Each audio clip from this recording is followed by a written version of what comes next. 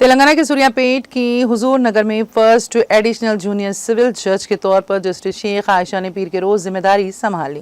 اس موقع پر مقامی عدالت کے احاطے میں منعقدہ استقبالیہ تقریب سے خطاب کرتے ہوئے انہوں نے کہا کہ زیر التوا مقدمات کے جلد از جلد حل کے لیے وکلاء کا بھرپور تعاون نہایت اہم ہے۔ بار ایسوسی کے صدر کی سرینیواس راؤ کی صدارت میں منعقدہ اس تقریب میں جسٹس عائشہ نے کہا ہے کہ انہیں امید ہے کہ سابقہ ججوں کی طرح انہیں بھی وکلاء کی مکمل حمایت حاصل ہوگی۔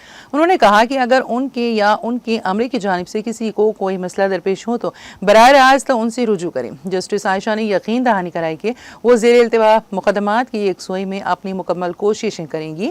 پرنسپل جونیئر سول جج ماروتی پرساد نے تقریب سے خطاب کرتے ہوئے گزشتہ 2 سالوں کے دوران وکلاء کی جانب سے دی گئی بھرپور معاونت پر شکریہ ادا کیا اور وکلاء سے اپیل کی ہے کہ وہ یہی تعاون نئی جج کو بھی فراہم کرے۔